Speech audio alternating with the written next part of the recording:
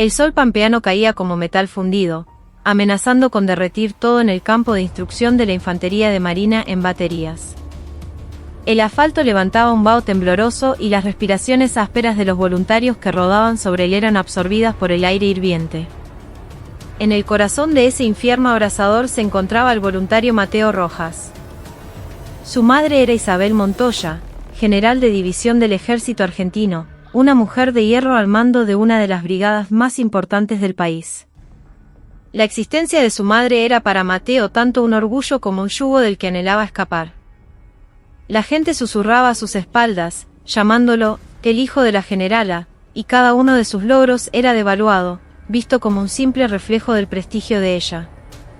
Por eso había huido al lugar más riguroso que pudo encontrar, un sitio que creía fuera del alcance del poder de su madre, la infantería de marina.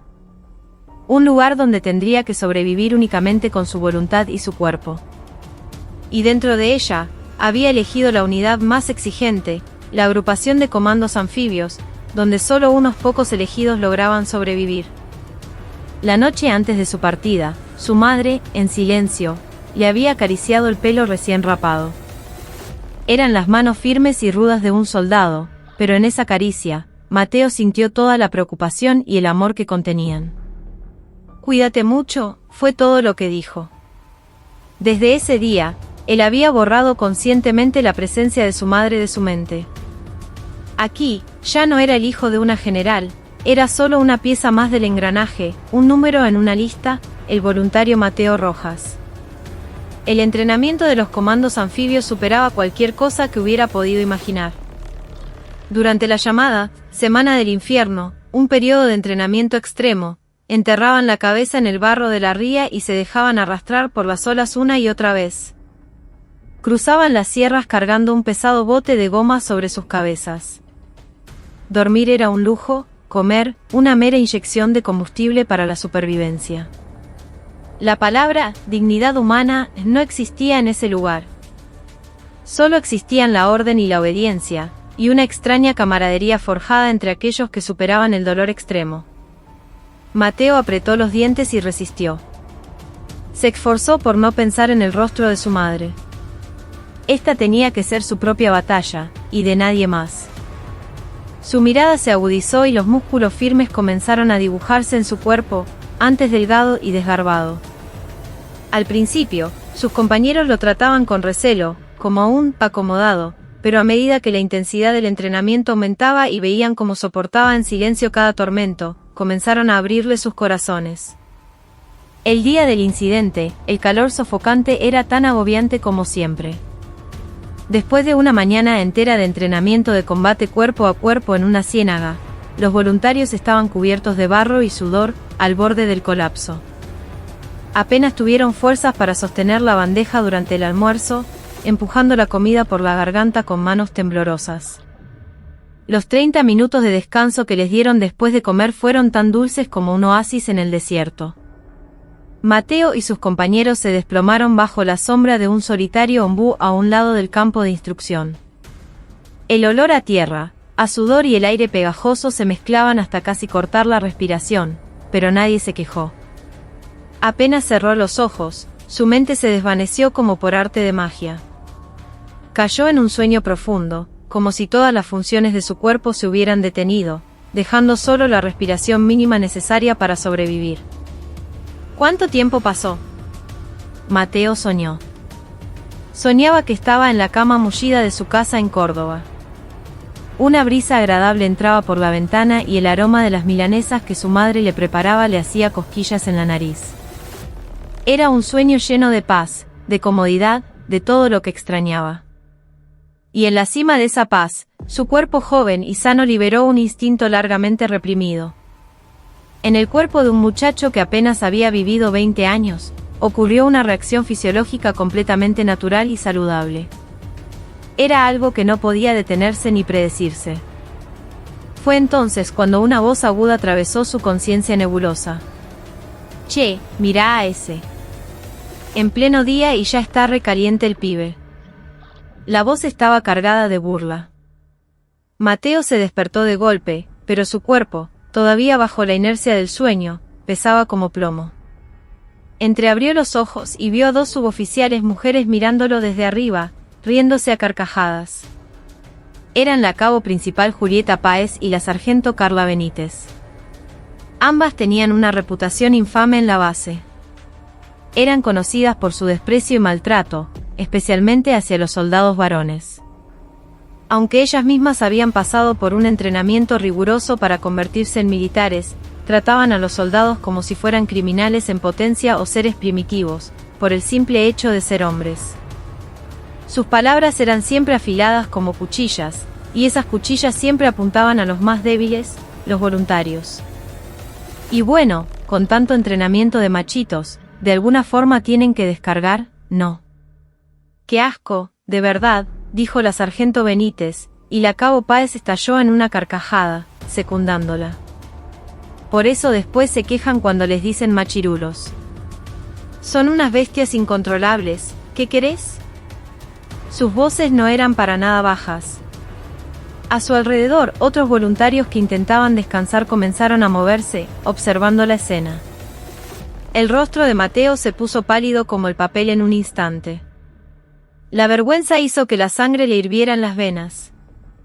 Peor que el entrenamiento infernal, peor que el dolor que calaba los huesos, era este momento en que su dignidad era desnudada y pisoteada. No pudo decir nada. ¿Qué podía decirle un simple voluntario a dos suboficiales? Solo intentaba, inútilmente, levantarse con su cuerpo petrificado. Sentía las miradas de sus compañeros. Miradas de compasión, miradas de no saber qué hacer, y algunas que evitaban la escena a toda costa. Cada una de esas miradas era una daga que se clavaba en el pecho de Mateo. ¿Qué? ¿Te da vergüenza? ¿Por lo menos sabés lo que es la vergüenza? Un hombre hecho y derecho no puede andar meándose en los pantalones a cada rato, ¿o no? La burla de la cabo Páez no tenía fin. Disfrutaba de la reacción de Mateo como una niña que ha encontrado un juguete nuevo. Mateo se mordió el labio. Sintió el sabor de la sangre. Pensó que preferiría morir a golpes a manos de ellas. Esta humillación estaba carcomiendo su alma poco a poco. Había venido aquí para no depender de su madre, para valerse por sí mismo, eligiendo el camino más difícil. Y ahora, estaba siendo destrozado de la manera más miserable e indefensa. Su orgullo, su voluntad, todo lo que había intentado proteger aquí, estaba siendo profanado por la lengua de dos mujeres. Fue en ese preciso instante. Desde la entrada del campo de instrucción, se extendió un silencio que nadie esperaba. Un silencio tan absoluto que pareció callar hasta el canto de las chicharras. Las risas de Julieta Páez y Carla Benítez, que rodeaban a Mateo, también se fueron apagando. Habían percibido una extraña energía en el ambiente. En un extremo del campo, de pie, había una mujer vestida con un impecable uniforme de gala. Incluso bajo el sol del verano, su postura era perfecta, sin una sola arruga. En sus hombros, brillaban dos soles dorados. Era la general de división Isabel Montoya. Había acudido al campo de instrucción discretamente, con el simple anhelo de una madre que quiere ver desde lejos si su hijo está bien, si no sufre demasiado. Y lo que encontró fue el momento más humillante de la vida de su hijo, y a los demonios con uniforme que se reían de esa humillación. Lo había visto todo, desde el principio hasta el final. Los ojos de la general Montoya no reflejaban emoción alguna. Era un frío que iba más allá de la ira o la tristeza, un frío polar capaz de congelarlo todo. Comenzó a caminar hacia ellos, con pasos lentos pero firmes. El sonido de sus borceguíes sobre la tierra seca resonaba en todo el predio como el tambor que marca el paso de un condenado a muerte. Julieta y Carla finalmente comprendieron la situación, y sus rostros se volvieron lívidos. No podían entender por qué la comandante de una división del ejército, a quien admiraban como una diosa inalcanzable, había aparecido allí, en ese preciso momento. Sus mentes se convirtieron en un caos y sus cuerpos se paralizaron de terror. La aparición de la general Montoya parecía irreal. Como una escena de una obra de teatro bien ensayada, todo el movimiento y el ruido del campo de instrucción, lleno del calor agobiante y el polvo, se detuvo en un instante. Solo el sonido de sus borceguíes al pisar la tierra seca y acercarse penetraba en los oídos de todos. Era un sonido rítmico, frío, y con cada paso que daba, el aire a su alrededor parecía congelarse. La cabo principal Julieta Páez y la sargento Carla Benítez permanecían de pie, como si estuvieran clavadas al suelo. La sonrisa de desprecio y burla que habían dirigido a Mateo Rojas había desaparecido por completo, y en sus rostros pálidos solo quedaba un terror primario. No podían entender por qué una general de división del ejército estaba en un campo de entrenamiento de la infantería de marina, y menos aún, por qué había aparecido en ese preciso instante. Pero los dos soles que brillaban en sus hombros y la furia helada grabada en su rostro inexpresivo emanaban una autoridad abrumadora, mucho mayor que cualquier reprimenda o crisis que hubieran enfrentado en toda su carrera militar. Mateo seguía semitumbado, petrificado.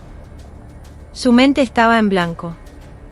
La vergüenza, la humillación y ahora la perplejidad se mezclaban, impidiéndole pensar. ¿Por qué estaba su madre aquí? ¿Por qué tenía que ver su momento más miserable? Deseó que la tierra se lo tragara. Todos sus esfuerzos por no recibir la ayuda de su madre, por luchar solo, parecían haberse desvanecido en un instante. Isabel apenas miró el estado deplorable de su hijo y su expresión paralizada. Algo ardiente subió por su pecho, pero su rostro no mostró la más mínima emoción. En ese momento, no era la madre de un hijo.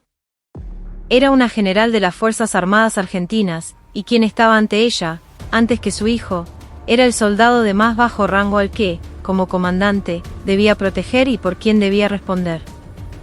Y la dignidad de ese soldado estaba siendo pisoteada sin piedad por otras personas que vestían el mismo uniforme. Se detuvo frente a las dos suboficiales. La distancia era de apenas unos pasos. Esa corta distancia se sentía como un río infranqueable. La sargento Benítez, por instinto, fue la primera en intentar un saludo. Atención. Sargento Carla Benítez, a sus órdenes, pero su saludo no llegó a completarse. La mirada gélida de Isabel le selló la boca. Isabel no devolvió el saludo, las observó de arriba abajo con una mirada que parecía negar su propia existencia. No era una simple reprimenda. Contenía un desprecio frío y pesado que negaba el valor de un ser humano desde su raíz. La cabo Páez temblaba con los labios apretados, la cabeza gacha. No se atrevía siquiera a mirarla a los ojos. Todos los voluntarios e instructores del campo observaban la escena conteniendo la respiración. Todos esperaban un grito ensordecedor de la general. Imaginaban un reto monumental o un castigo físico ejemplar. Sin embargo, las palabras que salieron de la boca de Isabel superaron todas sus expectativas. Con una voz muy baja y tranquila, pero más afilada y clara que cualquier grito, habló. Su voz era como el choque de dos trozos de hielo, fría y dura. ¿Ustedes son soldados o son basura con uniforme? Fue una sola frase. No contenía preguntas ni ira. Solo la constatación fría de un hecho. Esa frase atravesó el corazón de las dos mujeres con más fuerza que un rayo. No cuestionaba su rango ni su posición. Era una declaración que arrancaba de raíz su identidad como soldados. Una marca cruel que sentenciaba, si no son soldados, entonces con ese uniforme puesto, no son más que basura. La sangre desapareció por completo de los rostros de Julieta y Carla. La palabra, basura, se clavó en sus cerebros, paralizando todo pensamiento. Habían construido su carrera militar despreciando a los soldados varones, reafirmando su propia superioridad. El orgullo de ser militares, el rango de suboficiales, eran su escudo y su arma. Y ahora, una general de división del ejército argentino había destruido su orgullo más fundamental con una sola frase. En ese instante, ya no eran suboficiales. Eran solo seres humanos frágiles, desnudos en medio de la vergüenza. Isabel ya no les dirigió la mirada. Para ella, ya no eran seres dignos de una conversación. Se giró y se dirigió a su hijo, que la miraba atónito. Su voz era igualmente baja y tranquila, pero contenía un temblor casi imperceptible. Voluntario Mateo Rojas. Voluntario Mateo Rojas, respondió Mateo a duras penas, intentando incorporarse. No te levantes, la orden firme de Isabel detuvo su movimiento. A partir de este momento, no sos mi hijo. Sos un voluntario de la Infantería de Marina de la República Argentina, y yo soy un oficial a cargo de proteger el honor de todos los soldados de esta tierra. He visto cómo tu honor era pisoteado. Y eso es lo mismo que ver el honor de todos los soldados de Argentina ser pisoteado. Este asunto no se tomará a la ligera. Sus palabras, aunque dirigidas a Mateo, eran una declaración para todos los presentes. Dejaba claro que no se trataba de un asunto personal, sino de un problema público que concernía a la disciplina militar y a la dignidad del soldado. Con esto, bloqueaba de raíz cualquier malentendido sobre un trato preferencial hacia su hijo y, al mismo tiempo, elevaba el incidente a un problema que afectaba a todo el ejército argentino. Mateo entendió el significado de las palabras de su madre. No lo estaba consolando como a un hijo. Estaba defendiendo su dignidad como soldado, más allá, intentando restaurar el honor mancillado de las Fuerzas Armadas. En ese momento, algo cálido surgió en el pecho de Mateo. Ya no era vergüenza. Isabel gritó, mirando al vacío. Su voz ya no era tranquila. Era dura como el acero, cargada de una autoridad que sacudió todo el campo de entrenamiento. ¿Quién es el instructor a cargo? Un capitán que estaba cerca corrió como una bala y se plantó frente a ella en posición de firmes. Subordinación y valor. Capitán Torres, instructor de la agrupación de comandos anfibios, a sus órdenes. Capitán, contacte de inmediato a su superior de mayor rango en esta base e infórmele que la general de división Isabel Montoya se encuentra aquí. Y llame al jefe de la policía de establecimientos navales. Dígale que venga aquí en 10 minutos. Si se retrasa un solo minuto, él también deberá atenerse a las consecuencias. Su orden fue concisa y rotunda. El capitán Torres, con el rostro pálido, repitió la orden y salió corriendo como un loco. La mención del jefe de la policía naval volvió a congelar el campo de entrenamiento. Esto no era un simple incidente de indisciplina que se resolvería en el acto. Contenía la voluntad férrea de la general de iniciar una investigación formal para arrancar el problema de raíz. Fue entonces cuando Julieta Páez y Carla Benítez comprendieron, con un dolor punzante, la gravedad de la situación. Sus cuerpos comenzaron a temblar como hojas. Se dieron cuenta, demasiado tarde, de que no se habían metido con un simple voluntario novato, sino que habían provocado al cachorro del tigre más temible de la Argentina. Isabel volvió a guardar silencio. Se quedó de pie, con los brazos cruzados, inmóvil, observando el campo de entrenamiento. Como la calma antes de la tormenta, su silencio lo abrumaba todo. Su sola presencia se sentía como una montaña imponente. Nadie se atrevía a dirigirle la palabra ni a hacer un movimiento innecesario dentro de su campo de visión. El tiempo pareció detenerse, y todo el aire del campo de instrucción se hundió, pesado, bajo la fría ira de una mujer general. El prólogo de lo que significa el verdadero poder, y del precio que pagarían aquellos que se atrevieron a ultrajar la dignidad de un soldado, estaba a punto de comenzar. 10 minutos pueden parecer una eternidad o pasar en un abrir y cerrar de ojos. Para todos los reunidos en aquel campo de instrucción, los 10 minutos que transcurrieron desde que la general Montoya convocó al jefe de la policía militar fueron como una eternidad. El sol seguía quemando, pero nadie sentía el calor. La furia gélida que emanaba la general parecía haber devorado toda la calidez del ambiente. La cabo principal Páez y la sargento Benítez seguían congeladas en su sitio, como reos esperando su sentencia. No tenían el valor para levantar la cabeza, ni tampoco para arrodillarse. Miles de pensamientos se cruzaban en sus mentes. ¿Cómo salir de esta situación? ¿Debían suplicar perdón? ¿O alegar que era injusto? Pero en el rostro de Isabel Montoya no había ni el más mínimo atisbo de que aceptaría excusas o disculpas. Parecía una jueza que ya había dictado su veredicto. Mateo Rojas seguía tumbado en el mismo lugar. Su madre le había ordenado no moverse. Tal vez fue por consideración, o tal vez una orden tácita de preservar la escena del crimen, siendo la víctima y el testigo. Miró sus pantalones de combate manchados de polvo. La marca que momentos antes lo había llenado de una vergüenza mortal ya no le parecía humillante. Ahora era la prueba de un insulto imborrable, el detonante de una furia colosal que estaba a punto de estallar. A lo lejos, un jeep militar se acercaba a toda velocidad, levantando una nube de polvo. No habían pasado ni los 10 minutos estipulados. El jeep frenó en seco en el centro del campo, y el hombre que bajó, el jefe de la policía de establecimientos navales, corrió casi tropezando hasta plantarse frente a la general Montoya. Era el coronel Acosta, de la Infantería de Marina. Subordinación y valor. Coronel Acosta, jefe de la Policía Naval, a sus órdenes. Acudo a su llamado, mi general. El rostro del coronel Acosta brillaba de sudor y jadeaba. Que una general de división del ejército, y nada menos que una comandante de brigada, apareciera en una base de la Marina y lo convocara personalmente era algo que nunca habría imaginado. Durante todo el trayecto, su corazón había estado en un puño, temiendo lo peor, una filtración de secretos militares, una deserción con armas, un accidente fatal. Isabel no le dedicó ni una mirada. Con un gesto de la barbilla, señaló a las dos suboficiales petrificadas. «¿Ve a esas dos, coronel?» «Sí, mi general.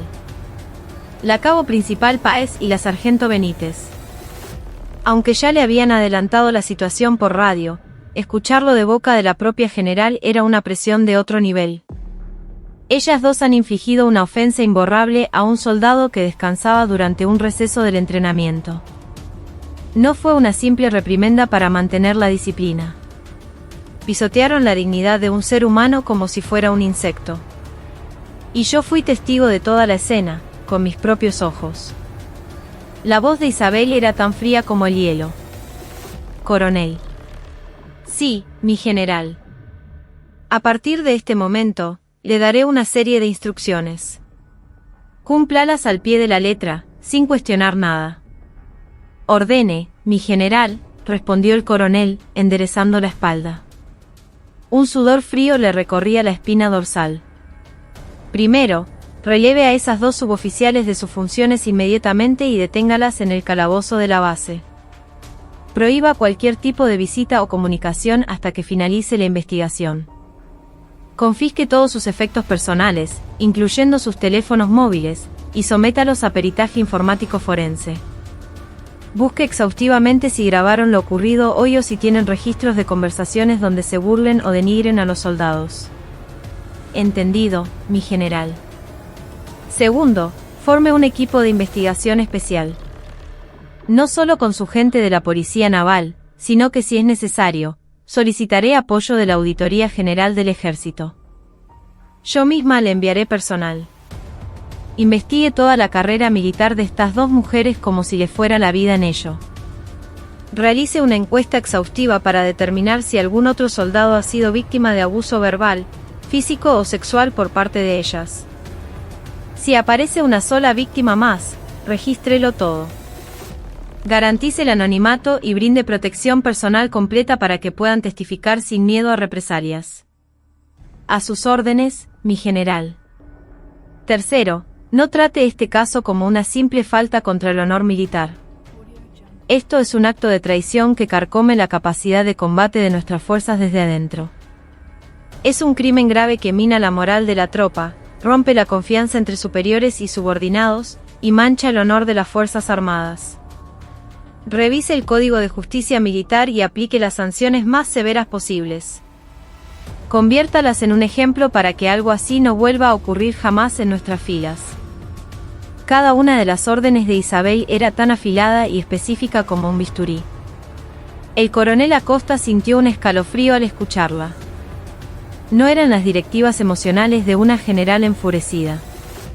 Era el juicio sereno de una comandante experimentada que conocía a la perfección los procedimientos legales y las tácticas de investigación.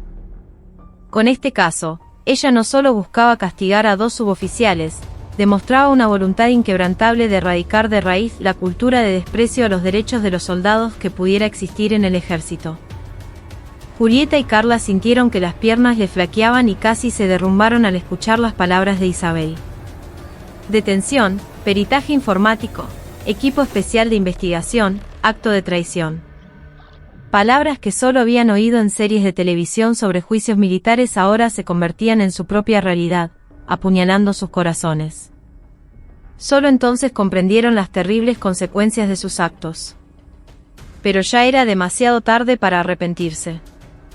A una señal del coronel, varios policías navales armados entraron al campo de instrucción. Se acercaron a una aturdida Julieta y a una Carla con el rostro desencajado y la sujetaron por los brazos. Ninguna de las dos opuso resistencia. No podían. Gruesas lágrimas asomaron a sus ojos, pero nadie las compadeció. Mientras era arrastrada, la sargento Benítez, en un último acto de desesperación, le gritó a Isabel: «Mi general, fue un error. Cometimos un crimen terrible, lo sé. Pero, ¿está haciendo todo esto solo porque ese voluntario es su hijo? Es demasiado». Fue la pregunta más estúpida que pudo hacer, un acto con el que cavó su propia tumba. Isabel se giró para mirar a las mujeres que se llevaban y, por primera vez, su expresión cambió. Era una sonrisa fría, cargada de desprecio. «Veo que todavía no entienden por qué hago esto. Sí, ese soldado es mi hijo. Pero hoy no insultaron solo a mi hijo. Insultaron a todos los hijos de esta patria que, a pesar del duro entrenamiento, cumplen en silencio con su deber de defenderla. No hago esto para proteger a mi hijo. Lo hago para proteger a todos los hijos de esta nación de gente como ustedes». Su voz resonó en todo el campo de entrenamiento. En el instante en que escucharon esas palabras, las miradas de todos los voluntarios que observaban en silencio cambiaron. Hasta ese momento, veían a la general Montoya como la madre de Mateo Rojas, una figura de poder temible. Pero ahora, ella no estaba defendiendo a un solo hombre. Los estaba defendiendo a todos. Había desenvainado su espada para restaurar el honor pisoteado de cada uno de ellos. En ese momento, la general Isabel Montoya se convirtió en la madre y la comandante más firme de todos. El eco de su voz trascendió el campo de instrucción, extendiéndose a toda la infantería de Marina y, desde allí, a todas las Fuerzas Armadas argentinas. La pequeña chispa encendida por una mujer general se estaba convirtiendo en una señal de fuego gigantesca, lanzada hacia la parte más oscura de la colosal organización militar. La investigación sobre la cabo principal Julieta Páez y la sargento Carla Benítez, detenidas por la Policía Naval, se llevó a cabo con la rapidez y minuciosidad que la general Montoya había ordenado. El coronel Acosta intuyó que este no era un simple incidente, sino un asunto de tal gravedad que podría costarle su carrera. Reunió a los investigadores más competentes y fríos de su unidad para formar un equipo especial, al que, como había prometido la general, se unieron oficiales de auditoría del Estado Mayor del Ejército, lo que confirió al equipo un poder y una escala formidables. Lo primero que hicieron fue una encuesta exhaustiva de víctimas. El equipo comenzó a realizar entrevistas individuales y anónimas con los soldados de todas las unidades por las que Páez y Benítez habían pasado. Al principio, la mayoría de los soldados se mostraban reacios a hablar. En la cultura cerrada del ejército, la delación interna se considera una traición, y el miedo a las represalias estaba profundamente arraigado. Sin embargo, el equipo de investigación insistió en que la encuesta era una orden directa de la general Isabel Montoya y que la identidad de los testigos sería protegida con sus vidas. Además, apelaron a su sentido de la justicia, advirtiéndoles que si no se erradicaba la corrupción en esta oportunidad, ellos o sus sucesores sufrirían los mismos abusos. El primer testimonio surgió de algo aparentemente trivial. Un cabo, armándose de valor, confesó que la sargento Benítez solía decir a la hora de comer: «Los machitos hasta para tragar son unos brutos, me dan asco».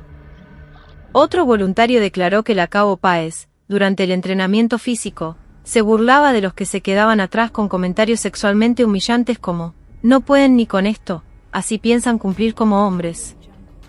Una vez que un testimonio abrió la brecha, las voces reprimidas durante tanto tiempo comenzaron a brotar como una inundación. Fue como si una represa, peligrosamente llena durante años, se derrumbara por una pequeña grieta. Los soldados, uno tras otro, relataron todo tipo de violencia verbal y degradación personal que habían sufrido a manos de Páez y Benítez. La sargento Benítez me escuchó hablar por teléfono con mi mamá y se burló de mí delante de todos, diciendo: «Pobrecito el nene de mamá, todavía no te destetaste». La cabo Páez me quitó una carta de mi novia diciendo que tenía que censurarla, la leyó en voz alta y usó su contenido para burlarse de mí durante días. Fue tan humillante que terminé cortando con mi novia. Si cometíamos un error en el entrenamiento, no dudaba en decir cosas como: «Pobres tus viejos, qué vergüenza haber parido a un inútil como vos». Ellas no nos veían como soldados, sino como su tacho de basura emocional. Si estaban de buen humor, nos ignoraban, pero si tenían un mal día, buscaban cualquier excusa para insultarnos sin motivo. Los testimonios se sucedían uno tras otro. Sus acciones iban mucho más allá de un lenguaje grosero. Era un claro abuso de poder y un acoso malicioso que destruía la dignidad humana. Habían utilizado su condición de mujeres como un escudo, o más bien como un arma, para controlar y oprimir sutilmente a los soldados varones. Su acoso se centraba más en el abuso psicológico que en la violencia física, por lo que rara vez salía a la luz, y las víctimas no tenían más remedio que sufrir en silencio. Los teléfonos móviles y las computadoras personales confiscadas a las dos mujeres revelaron hechos aún más impactantes. El análisis forense digital mostró que en sus conversaciones de chat privadas se referían a los soldados por su nombre y apellido, utilizando de forma rutinaria expresiones de odio extremo como machirulos, milicos de mierda y violadores en potencia. Criticaban la apariencia física de los soldados, convertían sus vidas amorosas en motivo de burla e incluso elegían a un soldado específico como objetivo para planear cómo atormentarlo. En los chats también había conversaciones sobre el voluntario Mateo Rojas. ¿Viste al voluntario nuevo hoy en la instrucción? Tiene una cara de boludo, dicen que entró por acomodo de la madre generala. A ver cuánto aguanta. A los pibes como ese hay que pisarlos bien fuerte desde el principio para que no se hagan los vivos. Habían marcado a Mateo como su presa desde el momento en que se alistó. Y el incidente de aquel día no fue espontáneo, sino el resultado planificado de su retorcido odio. La caja de Pandora se había abierto por completo. De su interior brotaban todas las verdades repugnantes que se habían perpetrado en secreto. El informe de la investigación engordaba día a día. El coronel Acosta tuvo que golpear su escritorio varias veces de pura rabia mientras leía los informes. Esto no era un simple caso de corrupción aislado dentro del ejército. Era un crimen grave en el que individuos con una ideología particular habían abusado de un entorno especial como el militar para descargar su odio y enfermar a toda la organización. Los resultados de la investigación se informaban diariamente a la general Montoya. Ella no dijo una sola palabra mientras leía los informes. Simplemente pasaba las páginas con una expresión severa. Pero su silencio era más aterrador que cualquier explosión de ira. Su mirada se volvía cada vez más fría, y en ella brillaba una luz decidida, como si hubiera tomado una resolución. El caso ya no era un problema exclusivo del campo de entrenamiento de los comandos anfibios. A medida que la investigación se extendía a las unidades donde Páez y Benítez habían servido anteriormente, el impacto se hizo incontrolable. Empezaron a surgir los nombres de otros suboficiales que se habían unido a ellas, y se planteó la responsabilidad de los oficiales que habían tolerado o ignorado sus acciones. La pequeña puerta de la burla que habían abierto dos suboficiales había desatado una caja de Pandora de corrupción y odio masivos ocultos en el ejército. Ahora, la responsabilidad de cómo contener el mal que había salido de esa caja, o más bien, de cómo aniquilarlo por completo antes de que se dispersara en el aire, recaía pesadamente sobre los hombros de la general Montoya y de todos los comandantes que enfrentaban este caso. El peso de la verdad era abrumador, y el ejército, al enfrentarla, estaba siendo absorbido por el ojo de una tormenta gigantesca. Detenidas en el calabozo, Julieta Páez y Carla Benítez no podían aceptar la realidad de su situación. Durante los primeros días, protestaron enérgicamente, clamando su inocencia. Admitían que su lenguaje había sido algo rudo, pero insistían en que era parte de la disciplina necesaria para forjar infantes de marina fuertes. Sostenían a gritos que todo era una investigación dirigida, un montaje para perjudicarla solo porque Mateo Rojas era hijo de la general.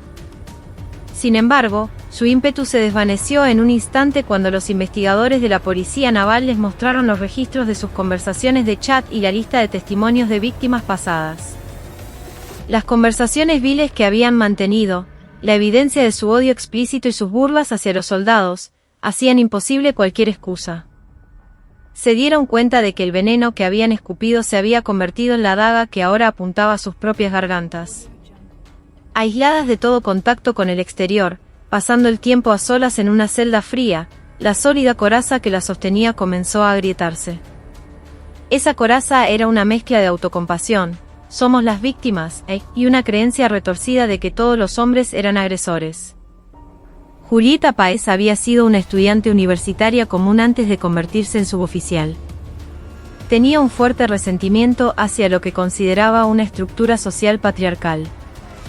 A través de comunidades en Internet, entró en contacto con ideologías misándricas, y sus ideas se volvieron cada vez más extremas. Llegó a creer que todos los males del mundo eran causados por los hombres y que odiarlos y rechazarlos era un acto de justicia. Fue entonces cuando pensó que el ejército era la sociedad masculina más extrema de todas, y que no habría nada más emocionante que entrar allí y controlarlos con su propio poder. Para ella, el ejército era un escenario para realizar sus convicciones y una oportunidad para obtener el poder de oprimir legalmente a los hombres. El caso de Carla Benítez era algo diferente. Al principio, no sentía hostilidad hacia los hombres.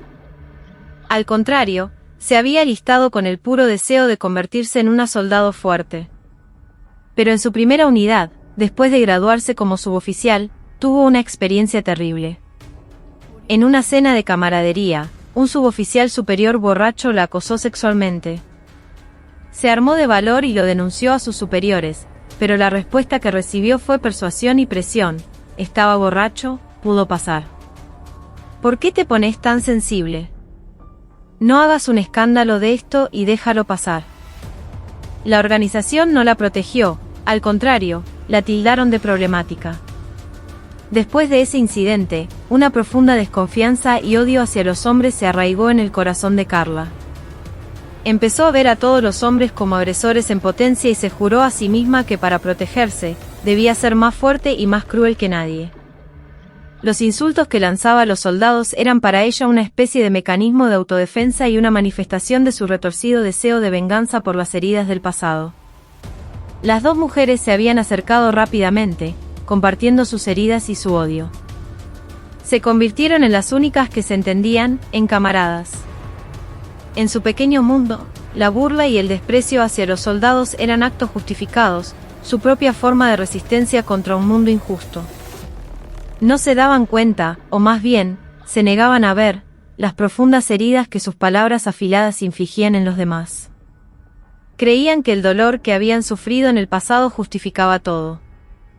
Sin embargo, en el momento en que chocaron contra el muro inmenso que era Isabel Montoya, el sólido castillo de sus convicciones comenzó a desmoronarse como si fuera de arena.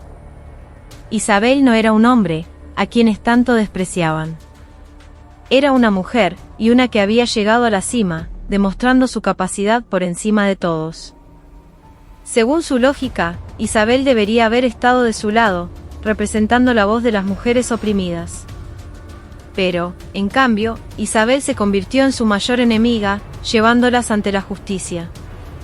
Su sola existencia sacudió hasta los cimientos la visión del mundo dicotómica de Julieta y Carla, donde las mujeres eran víctimas y los hombres, agresores. Isabel les demostró que la verdadera fuerza no proviene del género, sino de la responsabilidad y las convicciones correctas. Y que un verdadero soldado no discrimina a sus subordinados por género o rango, sino que los respeta y protege a todos como camaradas. Frente a la fría pared de la celda, Julieta comenzó por primera vez a dudar de sus creencias. Recordó los rostros de los soldados a los que tanto había odiado.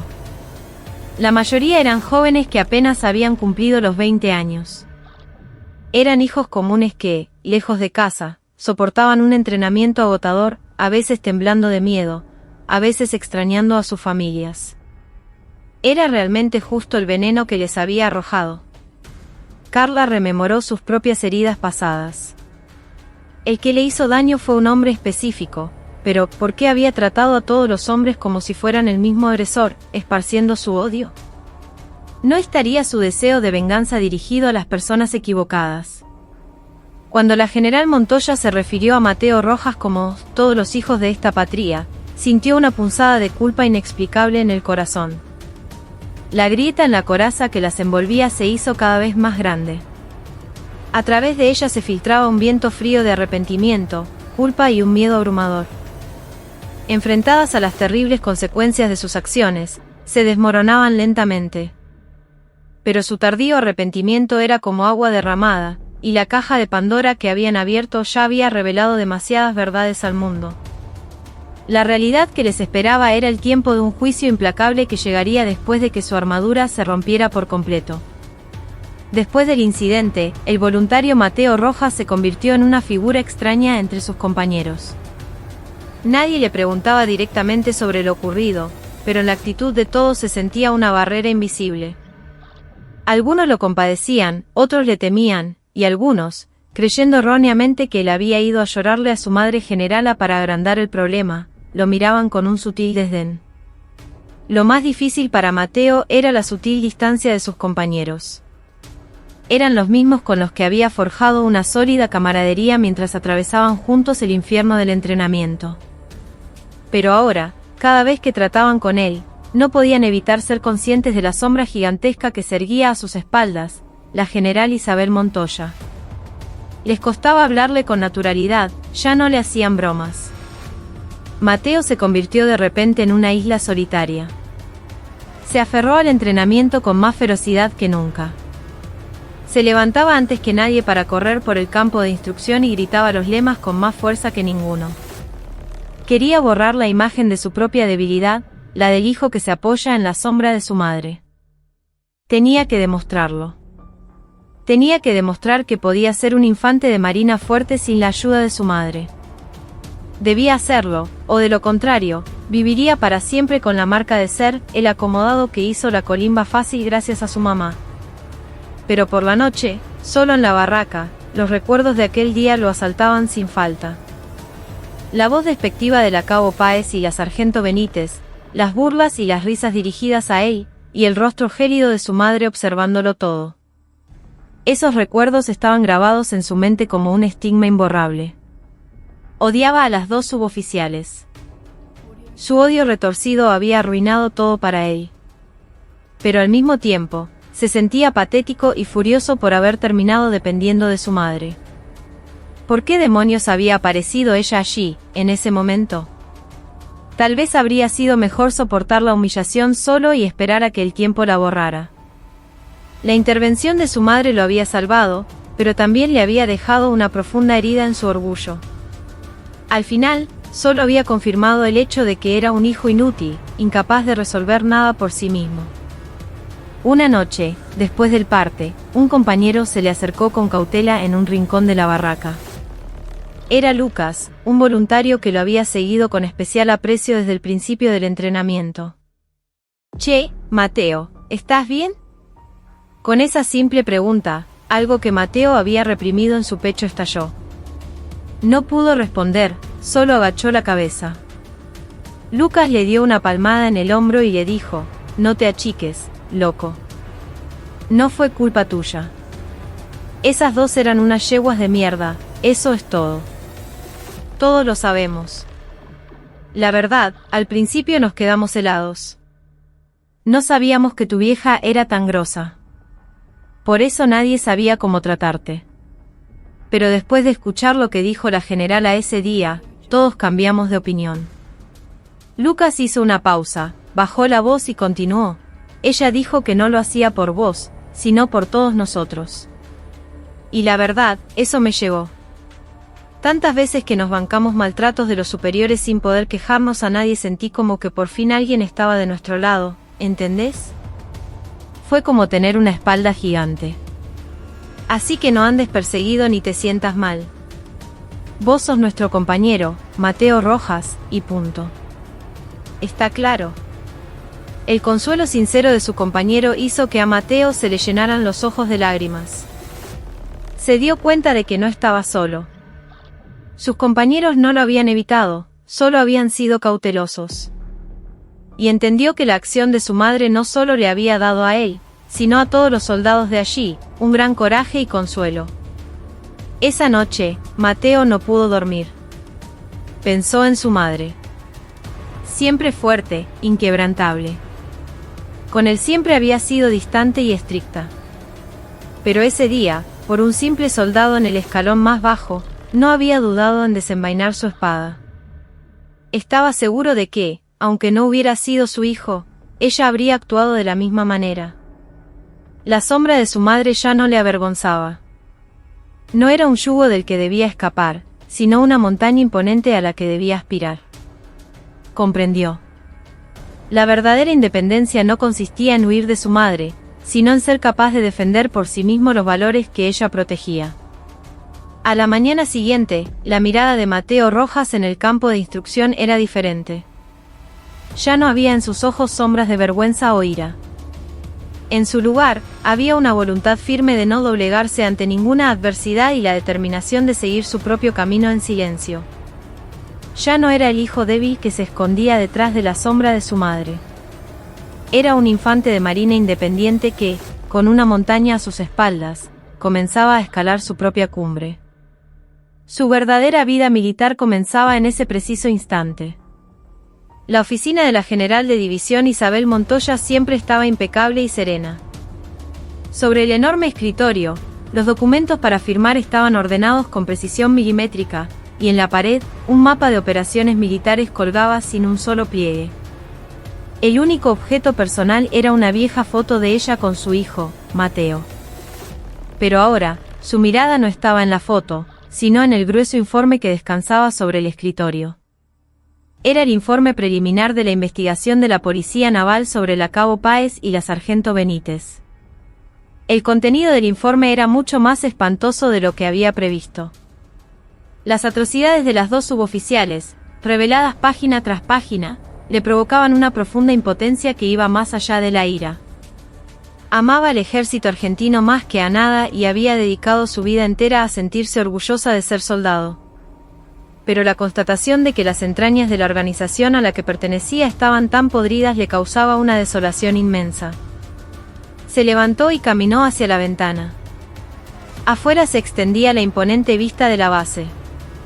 En algún lugar de allí, innumerables jóvenes, incluido su hijo, estarían sudando para defender el país. Habían ofrecido gustosamente su juventud al llamado de la patria. ¿Pero qué les había dado la patria a cambio? Lejos de proteger su dignidad, ¿no los había dejado a merced de otros agresores con uniforme que los pisoteaban sin piedad? Isabel cerró los ojos. La imagen de su hijo en el campo de instrucción aquel día apareció nítida en su mente. El uniforme cubierto de polvo, el rostro inocente indefenso en un sueño profundo, y esa expresión que se volvía pálida al despertar en medio de la burla. En ese momento, sintió un dolor en el corazón como si se lo estuvieran apuñalando. Quiso olvidar su rango de general, su responsabilidad como comandante, y simplemente correr hacia su hijo, abrazarlo y decirle que todo estaba bien, que lo sentía, que su madre solucionaría todo. Pero no podía. En el momento en que mostrara sus emociones, este caso se convertiría en la generala salvando a su hijito. El fondo del asunto se desdibujaría y las voces de las verdaderas víctimas, los innumerables soldados de esta tierra, volverían a ser silenciadas. Debía enterrar su corazón de madre en lo más profundo de su uniforme. Y resolver esta situación únicamente con la fría razón de una comandante. Volvió a su escritorio y levantó el teléfono. Se comunicó con el coronel Acosta, jefe de la Policía Naval. Habla la general Montoya. Al otro lado de la línea, se oyó la voz tensa del coronel. Subordinación y valor. Coronel Acosta, a sus órdenes, mi general. Leí el informe. Buen trabajo. No fue nada, mi general. Una sola pregunta, coronel. ¿Hasta dónde cree que se extenderá este caso? El coronel guardó silencio por un momento. Era una pregunta muy delicada. Si le soy sincero, mi general, creo que esto se nos irá de las manos. La prensa ya está olfateando algo. No solo el comando de la Infantería de Marina, sino también el Ministerio de Defensa están siguiendo esto de cerca. Si esto se filtra al público, es un asunto tan explosivo que podría llevar a una desconfianza generalizada de la gente hacia las Fuerzas Armadas. Y por eso deberíamos taparlo. La voz de Isabel se volvió gélida. No, mi general. De ninguna manera. Solo digo que deberíamos minimizar el impacto. Minimizar. ¿De qué sirve poner una curita sobre una herida podrida sin limpiarla? ¿No ve que algún día se gangrenará y tendremos que amputar el brazo entero? Isabel continuó con firmeza. Coronel, escúcheme bien. No toleraré ningún intento de minimizar o encubrir este caso. Quien quiera que esté involucrado, sin importar su rango, será llevado ante la justicia. Si recibe presiones que no puede manejar, infórmeme directamente. Yo asumo la responsabilidad. Arriesgaré toda mi carrera si es necesario, pero aprovecharé esta oportunidad para desinfectar a fondo este cáncer de nuestras Fuerzas Armadas. Su voz no vaciló ni un ápice. El coronel Acosta, con el teléfono en la mano, sintió un escalofrío. No estaba hablando con una general, sino con una revolucionaria que intentaba cambiar el curso de la historia. Estaba escuchando la voz de una verdadera comandante que valoraba más los derechos de sus soldados y el futuro del ejército que su propia tranquilidad o la imagen de la institución. A sus órdenes, mi general. Al colgar, Isabel suspiró profundamente. Sabía muy bien el camino peligroso que había empezado a recorrer. Exponer las vergüenzas de una organización tan vasta como el ejército significaba crearse innumerables enemigos. Las facciones que se oponían a sus convicciones intentarían derribarla de cualquier manera. Tal vez usarían a su hijo como punto débil para atacarla. Abrió un cajón y sacó la vieja foto con su hijo. Era la imagen de un muchacho con el pelo corto y una sonrisa tímida, justo antes de entrar al servicio militar.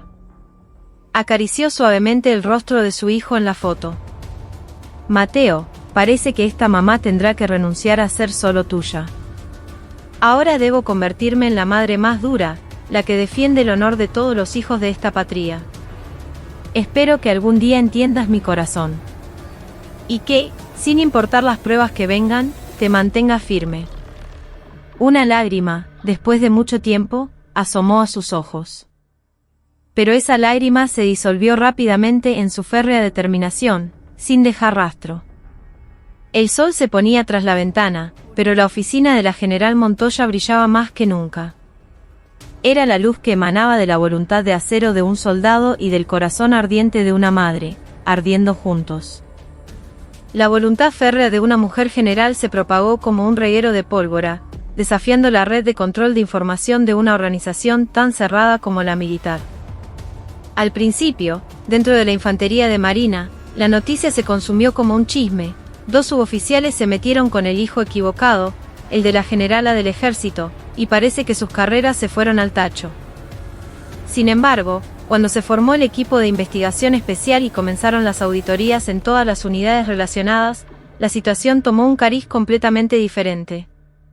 Empezó a correr el rumor de que no se trataba de una simple rabieta personal, sino de una operación de limpieza a gran escala, llevada a cabo con el consentimiento tácito del alto mando. Otros oficiales que, como Páez y Benítez, solían practicar la violencia verbal y la humillación contra los soldados, comenzaron a andar con pies de plomo. Temerosos de que sus propias fechorías salieran a la luz, empezaron a tratar con un cuidado inusual a los soldados a los que antes ni miraban. Por el contrario, entre los soldados oprimidos, comenzó a germinar una discreta esperanza y expectación. La general Montoya ya no era para ellos una simple general, era un símbolo de la lucha contra la injusticia, una heroína que representaba sus voces. Frases como, a tal sargento de nuestra unidad también deberían investigarlo, o ojalá la general Montoya fuera la comandante de nuestra brigada, se oían abiertamente. La grieta apareció también en un lugar inesperado, dentro de la comunidad de mujeres militares. Al principio, muchas mujeres militares reaccionaron con ira a la noticia sobre Páez y Benítez.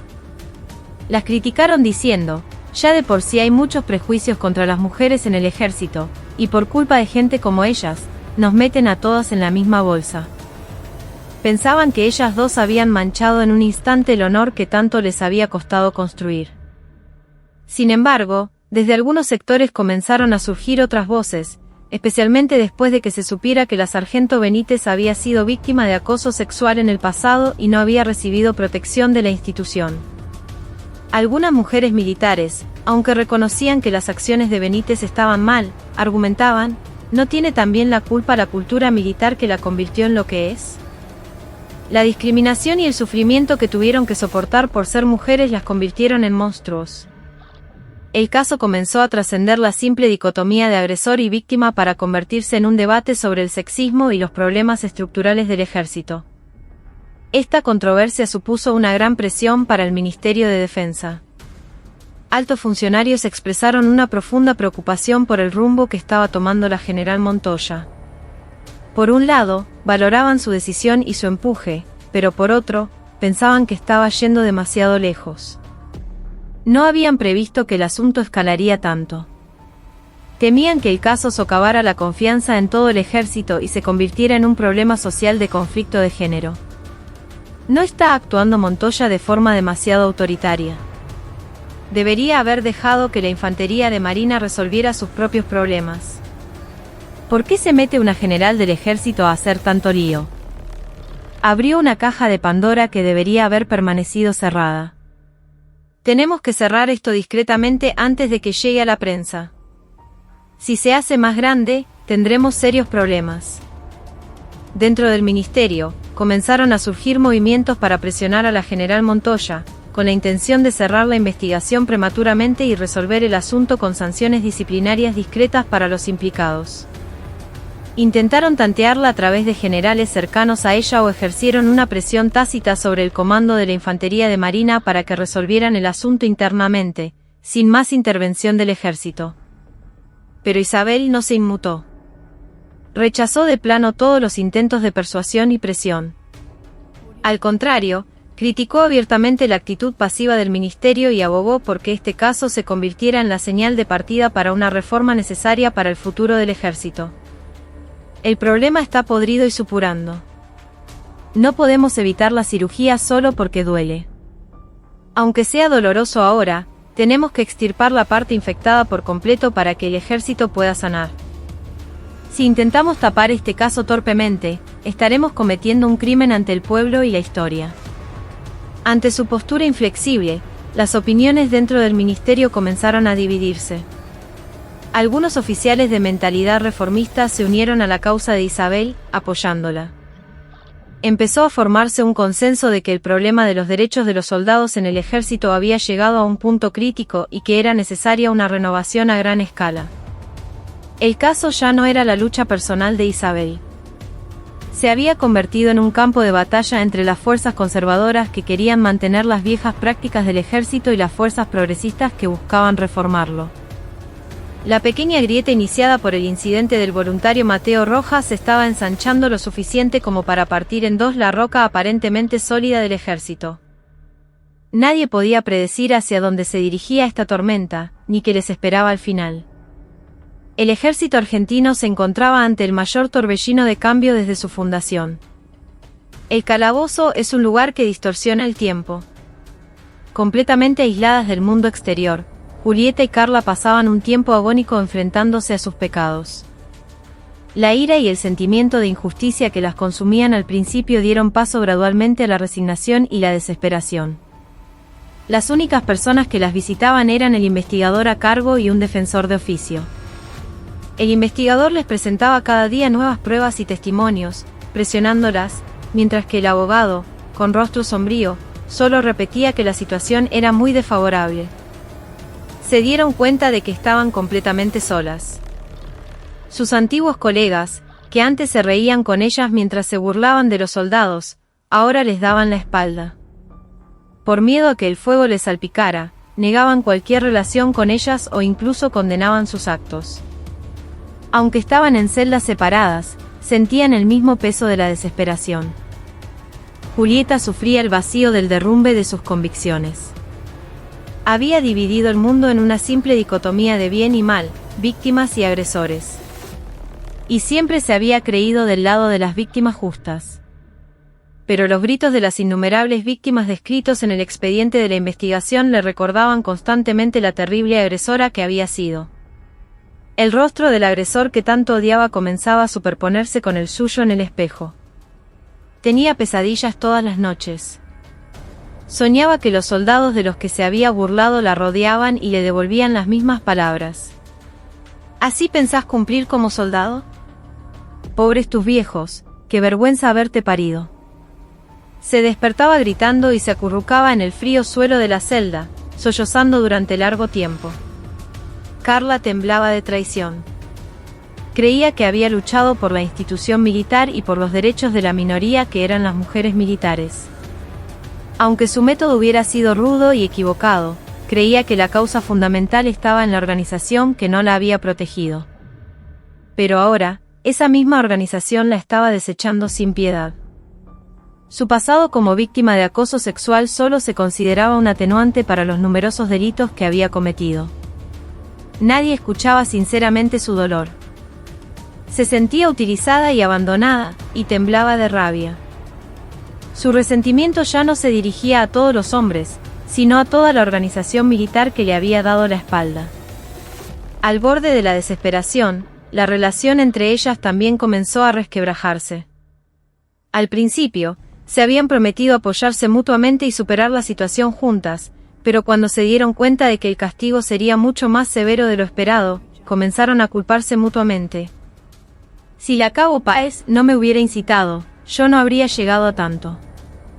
No, fue la sargento Benítez quien empezó a burlarse del voluntario Rojas. Yo solo estaba a su lado. Ante el investigador, se acusaban la una a la otra, intentando aliviar en algo su propia culpa. Las que una vez fueron las únicas camaradas que se consolaban mutuamente sus heridas, ahora se habían convertido en enemigas que se atacaban para sobrevivir.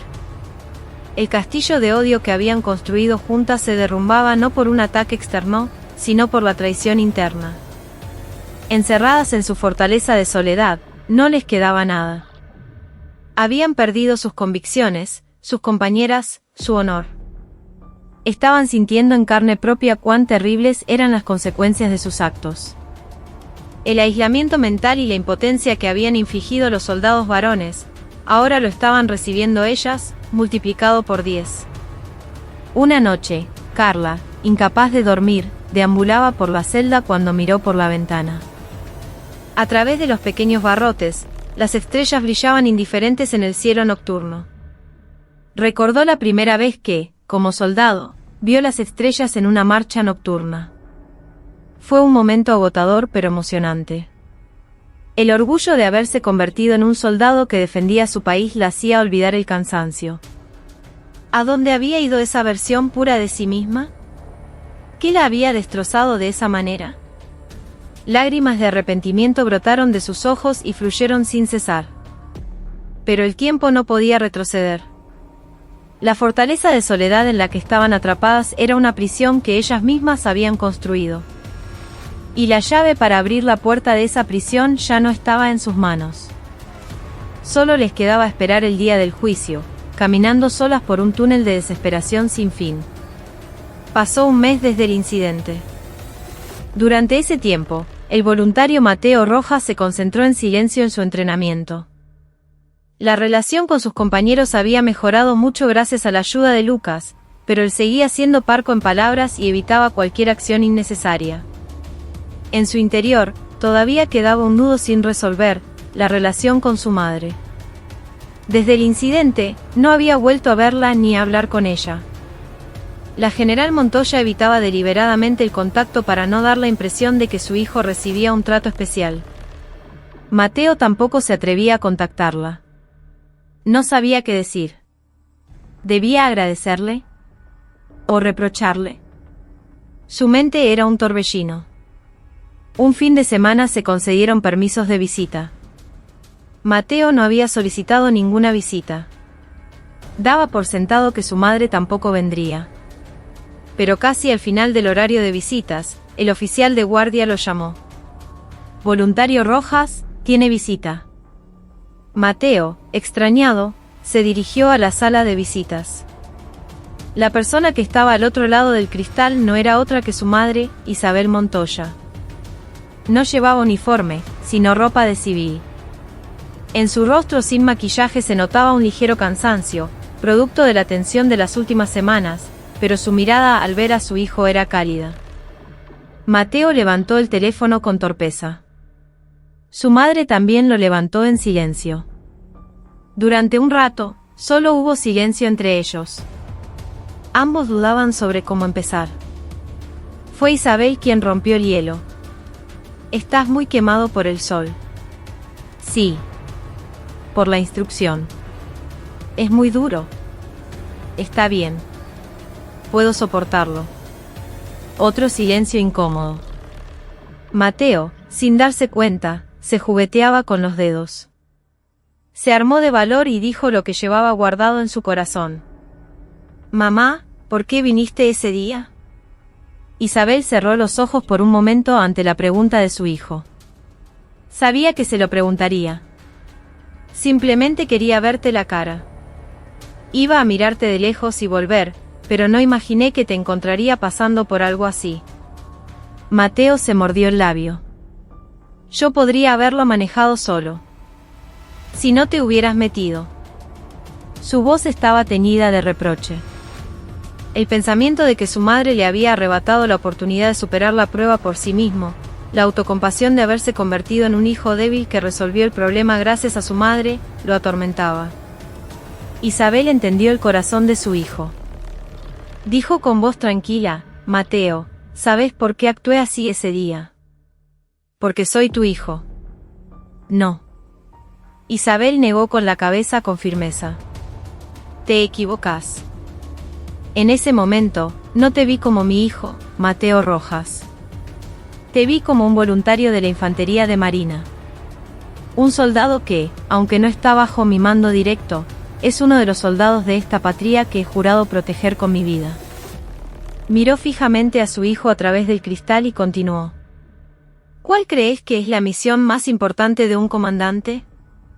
«Ganar guerras, por supuesto, eso es importante. Pero hay algo aún más importante.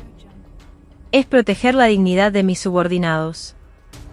Un ejército que no puede proteger la dignidad de sus propios soldados nunca podrá ser un ejército fuerte». Ese día, en ese lugar, la dignidad de un soldado estaba siendo pisoteada sin piedad. Si yo hubiera visto eso y hubiera hecho la vista gorda, ya no tendría derecho a vestir este uniforme. Aunque no hubiera sido mi hijo, habría actuado de la misma manera. Es más, si mi hijo hubiera sido el agresor, te habría castigado 10 veces más duramente de lo que los castigué a ellos. Esa es mi convicción. Ese es mi espíritu de soldado». La voz de Isabel era serena, pero tenía el peso del acero. Mateo finalmente lo entendió. Las acciones de su madre no provenían de un sentimiento personal.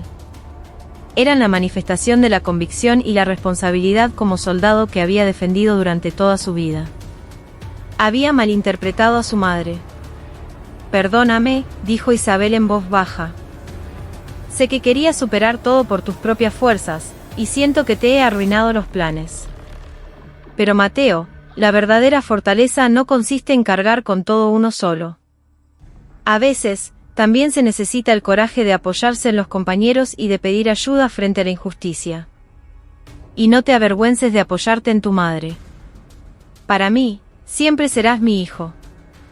Al oír esas palabras, los ojos de Mateo se llenaron de lágrimas. Sintió como si la pesada piedra que oprimía su corazón se derritiera en un instante. La vergüenza, el reproche, la autocompasión. Todas esas emociones se lavaron con sus lágrimas. «Gracias, mamá». Apenas pudo pronunciar esas palabras.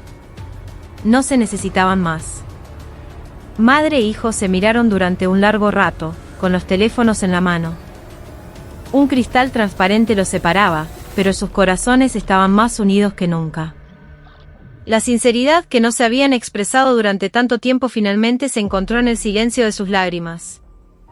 Ese día, el hijo finalmente entendió el verdadero corazón de su madre, y la madre finalmente pudo ver las heridas de su hijo, ya un hombre. Tras la breve visita, el ambiente dentro de las Fuerzas Armadas se tensó aún más. Quedó claro que la general Montoya no tenía intención de dar marcha atrás, y la confrontación entre sus partidarios y sus detractores se intensificó. El caso ya no era una simple cuestión disciplinaria contra dos suboficiales, se estaba convirtiendo en un punto de inflexión que determinaría la dirección de la reforma de todo el ejército. La investigación de la Policía Naval estaba llegando a su fin. Se decidió convocar un consejo de disciplina para Páez y Benítez, y los asesores legales militares debatían acaloradamente sobre la severidad del castigo a aplicar. Se revisaron todos los artículos aplicables del Código de Justicia Militar, incluyendo desacato a un superior y abuso de autoridad con trato cruel. Dado que las víctimas eran numerosas y sus acciones habían sido sistemáticas y maliciosas, la opinión general era que no se saldaría con una sanción leve como una simple amonestación o arresto. El rumor que corría por las bases era que se les daría la baja obligatoria. La prensa ya no podía ignorar el asunto. Varios medios de comunicación habían recibido información sobre el caso de abuso de derechos humanos por parte de suboficiales femeninas en la Infantería de Marina y habían comenzado a investigar. La oficina de prensa del Ministerio de Defensa respondía a las preguntas de los periodistas con respuestas evasivas como: "Estamos verificando la información", pero sentían que se avecinaba una tormenta. Se prepararon para una crisis, elaborando argumentos de defensa para cuando la noticia estallara. En medio de esta situación caótica, la general Montoya se mantuvo firme en su puesto. Dirigió los entrenamientos programados, revisó los documentos y continuó con sus tareas diarias como si nada. Pero su oficina era el ojo del huracán. Recibía innumerables llamadas del Ministerio de Defensa, del Estado Mayor Conjunto y de los principales comandantes de cada fuerza. Algunos le animaban y apoyaban, pero otros la acusaban abiertamente de socavar la estabilidad del ejército o le pedían que resolviera la situación de manera amistosa. Ella respondió a todas las llamadas con calma y firmeza. ¿Quieren estabilidad en el ejército? Entonces debemos cortar las raíces podridas. El caos actual es solo el dolor de crecimiento para crear un ejército más sano. La mayor presión vino del ámbito político. Algunos diputados intentaron utilizar el caso para sus propios fines. Los de la oposición mencionaron la falta de disciplina y los problemas de derechos humanos para pedir la dimisión del ministro de Defensa, mientras que los del oficialismo, preocupados por el posible costo político para el gobierno, instaban a una solución rápida. Incluso amenazaron con convocar a la general Montoya al Congreso para que diera explicaciones. Una noche, recibió una llamada de un compañero de promoción del colegio militar que trabajaba en la Secretaría de Asuntos Estratégicos. En una llamada que calificó de personal, le dijo con cautela: "Isabel, el presidente también está siguiendo este asunto con mucha preocupación. Le preocupa que se socave la unidad de las Fuerzas Armadas y se genere intranquilidad en la población". ¿Y qué esperan que haga? La voz de Isabel era fría. Que no seas tan estricta con los principios, que muestres un poco de flexibilidad. También hay que pensar en el honor de las fuerzas, ¿no? La idea de arriba es que se castigue a las culpables, pero sin hacer demasiado ruido. Era una presión externa en toda regla. Isabel guardó silencio por un momento y luego respondió con una voz baja pero firme: "Decile a tu jefe que el verdadero honor del ejército no se protege tapando los problemas. Se protege cuando se admite el error y se corrige con el látigo en la mano. Y al presidente, transmitile que la general de división Isabel Montoya resolverá este asunto estrictamente de acuerdo con la Constitución y el Código de Justicia Militar, sin ninguna consideración política". Al colgar, se hundió en su silla. Sintió que estaba rodeada de enemigos. Pero no tenía miedo. Detrás de ella estaban los innumerables soldados cuyos nombres y rostros no conocía. El grito silencioso de ellos le daba valor. Se anunció la fecha del Consejo de Disciplina. Quedaban pocos días. El día en que se reuniera el Consejo, se decidiría el destino de Julieta Páez y Carla Benítez. Y esa decisión podría determinar el futuro del ejército argentino. Ante el día del destino, todo el estamento militar contenía la respiración, esperando la tormenta que se avecinaba. Era una calma tensa, una calma que parecía capaz de devorarlo todo. La calma antes de la tormenta. La mañana en que se reunió el Consejo de Disciplina, el cielo estaba completamente cubierto. Nubes de tormenta bajas y oscuras pesaban sobre todo el comando de la Infantería de Marina, amenazando con descargar un diluvio en cualquier momento. El edificio donde se celebraba la sesión estaba fuertemente custodiado, y el acceso estaba estrictamente prohibido a todo personal no autorizado. El Consejo estaba presidido por el subjefe del Estado Mayor General de la Armada y compuesto por oficiales de alto rango de diferentes departamentos y expertos legales externos. De manera excepcional, la general Isabel Montoya, como informante inicial del caso, asistió como miembro especial. Esto demostraba su intención de asumir la responsabilidad hasta el final y, al mismo tiempo, era una advertencia tácita de que no toleraría ninguna presión externa sobre el Consejo. Con rostros sombríos, la cabo principal Páez y la sargento Benítez fueron escoltadas a la sala. En sus caras ya no había arrogancia ni rebeldía. Solo ansiedad y miedo. Al ver a la general Montoya sentada, se sobresaltaron y agacharon la cabeza. El Consejo comenzó con la revisión de la documentación. El expediente de investigación de cientos de páginas elaborado por la Policía Naval fue distribuido a los miembros. En la sala solo se oía el sonido de las páginas al pasar. Los miembros leían los documentos, a veces suspirando de rabia, a veces con expresiones de desolación, llevándose la mano a la frente. Lo que habían hecho no eran simples errores, era un registro exhaustivo de cuán cruel puede llegar a ser alguien con uniforme cuando carece de respeto por el ser humano. Una vez finalizada la revisión de documentos, comenzó el interrogatorio de las acusadas. La sargento Benítez fue la primera en subir al estrado. El presidente comenzó a interrogarla. Sargento Benítez, ¿admite todos los hechos que se le imputan en el expediente de la Policía Naval? Carla respondió con voz temblorosa: admito la mayoría de los hechos, aunque hay algunas exageraciones. Pero yo también tenía mis razones. Entre lágrimas, relató el acoso sexual que había sufrido en el pasado y el dolor de no haber sido protegida por la institución.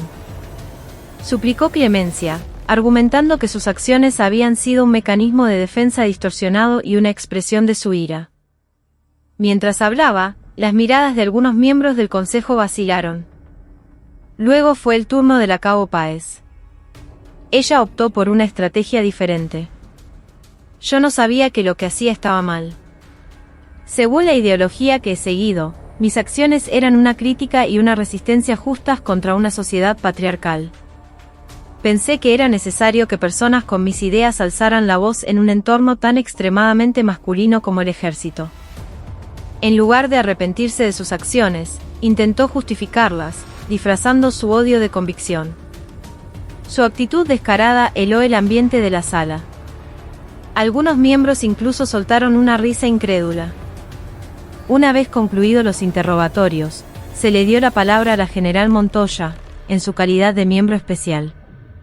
Se levantó, recorrió lentamente con la mirada a todos los presentes en la sala, y con una voz baja pero potente, comenzó a hablar. Señor presidente, señores miembros del Consejo. No estoy aquí hoy como la madre de un soldado. Tampoco he venido a representar a un género en particular.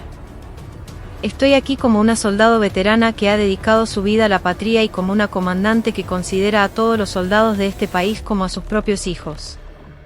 Dirigió su mirada hacia las dos mujeres sentadas en el banquillo, con la cabeza gacha. Sargento Benítez.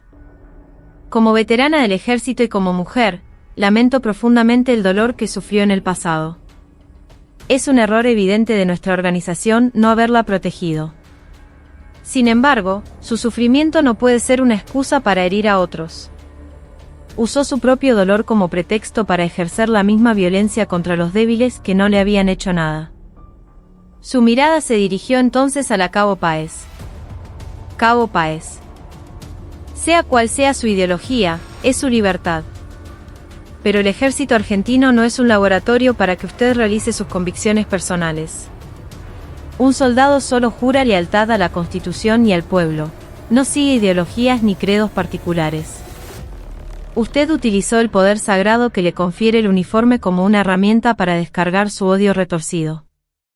Y ese es el mayor pecado que puede cometer un soldado. Isabel se giró de nuevo hacia los miembros del Consejo. Hoy no estamos aquí solo para sancionar a 2 suboficiales. Estamos en una encrucijada histórica en la que debemos decidir hacia dónde debe ir el ejército.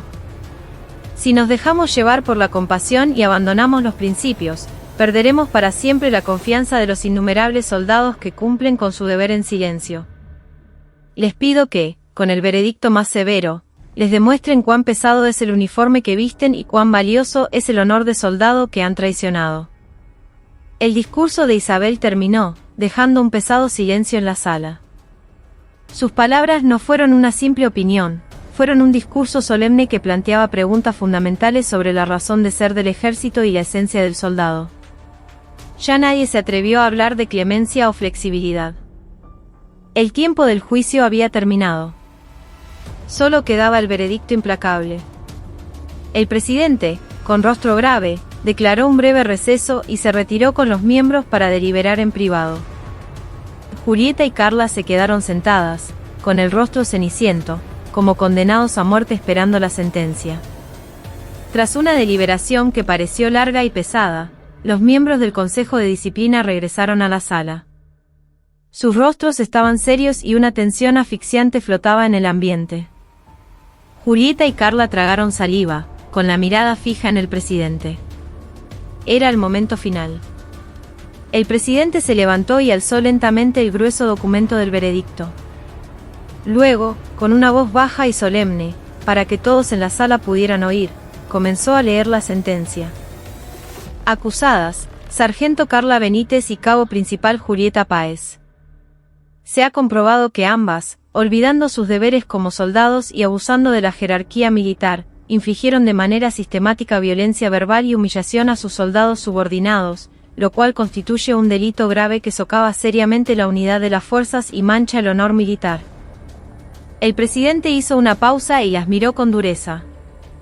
En particular, se considera que las acusadas no muestran un arrepentimiento genuino por sus actos y, escudándose en convicciones retorcidas o en heridas personales, intentan evadir su responsabilidad, demostrando así una grave falta de aptitud como soldados. El preámbulo del veredicto dejaba claro que no habría la más mínima compasión. Los rostros de Julieta y Carla se desfiguraron por la desesperación. En consecuencia, este Consejo de Disciplina, con el fin de restaurar la disciplina militar y proteger el honor de la mayoría de los soldados que cumplen abnegadamente con su deber de defender la patria, resuelve lo siguiente. El presidente pasó la última página del documento. El veredicto final que salió de su boca fue mucho más duro e implacable de lo que jamás hubieran imaginado. Primero, se resuelve la destitución de la sargento Carla Benítez y de la cabo principal Julieta Páez. Destitución. En el instante en que esa palabra resonó en la sala, Julieta y Carla no pudieron creer lo que oían. La baja obligatoria por falta gravísima, la sanción más severa. La destitución no solo significaba quitarse el uniforme, implicaba la anulación de toda su carrera y honor militar, la inhabilitación para ejercer cargos públicos durante varios años y una reducción drástica de su jubilación y pensión. Era, en la práctica, una sentencia de muerte social. Segundo, este Consejo considera que sus actos delictivos no pueden saldarse únicamente con una sanción disciplinaria, por lo que se ordena remitir el caso a la justicia militar para que sean procesadas penalmente según el Código de Justicia Militar. La sanción no terminaba ahí. Era el equivalente a un despido disciplinario y una denuncia penal simultánea. Ahora se convertían en imputadas que podrían enfrentarse a penas de prisión efectiva. Al concluir la lectura, Carla se derrumbó en su asiento y rompió a llorar desconsoladamente. Me equivoqué. Perdónenme, por favor, gritaba, pero nadie le prestó atención. Julieta, como si negara la realidad, miraba al vacío con una expresión ausente. Se había dado cuenta, demasiado tarde, de que aquello que creía su convicción había sido el veneno que la había llevado a la ruina. La general Montoya observaba la escena con una expresión impasible. En sus ojos no había ni la alegría del vencedor ni la compasión. Solo se percibía la pesada responsabilidad de una comandante que debía restaurar la disciplina rota de sus fuerzas. Cuando el presidente clausuró la sesión, los guardias se acercaron para levantar a la sollozante Carla y a la ausente Julieta y sacarlas de la sala. Fueron expulsadas de la manera más miserable y patética, frente al ejército que habían despreciado y a los soldados de los que se habían burlado. La semilla del desprecio que habían sembrado finalmente había dado el fruto terrible de su propia destrucción. El veredicto de ese día causó una onda de choque masiva en todo el ejército. Nadie esperaba que 2 suboficiales en servicio activo, y además mujeres, fueran destituidas y procesadas penalmente. Este fallo fue una declaración contundente de que el alto mando ya no toleraría la violación de los derechos de los soldados. Las facciones que intentaban minimizar el caso guardaron silencio, y las voces que pedían una reforma ganaron fuerza. La general Isabel Montoya estaba en el centro de todo. En la batalla que había comenzado arriesgando todo, finalmente había obtenido una primera victoria significativa. Pero sabía que esto no era el final. La verdadera lucha acababa de empezar. Cambiar las viejas costumbres y la cultura de una organización tan gigantesca como el ejército sería un camino mucho más largo y arduo que castigar a un par de personas. El juicio había terminado, pero el camino que le quedaba por recorrer era aún muy largo. Tras la decisión de destitución, Julieta Páez y Carla Benítez se quitaron el uniforme y regresaron a la vida civil en desgracia. Su historia fue noticia de primera plana en los medios y causó un gran revuelo social. La cultura hermética del ejército y el problema de los derechos de los soldados volvieron a estar en el centro del debate, y el Ministerio de Defensa tuvo que anunciar un plan de reforma a gran escala de la cultura militar para calmar a la opinión pública. En la unidad de Mateo Rojas, en medio de esa tormenta, también soplaron vientos de cambio. El ambiente en la base cambió notablemente. Los superiores se volvieron considerablemente más amables en su trato con los soldados, y desaparecieron los insultos y los comentarios denigrantes. Entre los propios soldados, comenzó a establecerse una cultura de respeto mutuo. Mateo Rojas ya no era una figura especial por ser el hijo de la generala. Fue reconocido por sus compañeros y superiores como la persona que había sido el catalizador de un gran cambio. Por supuesto, el proceso no fue fácil. Tuvo que esforzarse varias veces más que los demás. No podía permitirse faltar a ningún entrenamiento y siempre se ofrecía voluntario para las tareas más duras y desagradables. Había transformado la prueba que había sufrido no en un privilegio, sino en un sentido de responsabilidad. El tiempo pasó y Mateo completó con excelencia todo el entrenamiento de los comandos anfibios, convirtiéndose en un miembro oficial. Su rostro curtido por el sol, su cuerpo endurecido y su mirada, mucho más profunda que antes, hablaban de la profundidad del tiempo que había vivido. Ya no era el joven inmaduro que luchaba por salir de la sombra de su madre. Se había convertido en un verdadero infante de marina, forjado a través de la adversidad. Un día, llegó una carta a la unidad. El remitente era, inesperadamente, Carla Benítez, ya de baja. La carta la había enviado mientras esperaba el juicio, bajo investigación de la Fiscalía Militar. Mateo dudó, pero finalmente la abrió. En la carta, con una caligrafía temblorosa, estaba plasmado su arrepentimiento. A Mateo Rojas, sé que no tengo derecho a escribir esta carta. Te causé una herida imborrable. Sé que ninguna palabra puede ganarme tu perdón. Durante mucho tiempo, viví en el odio. Culpé al mundo y al ejército por haberme convertido en lo que era.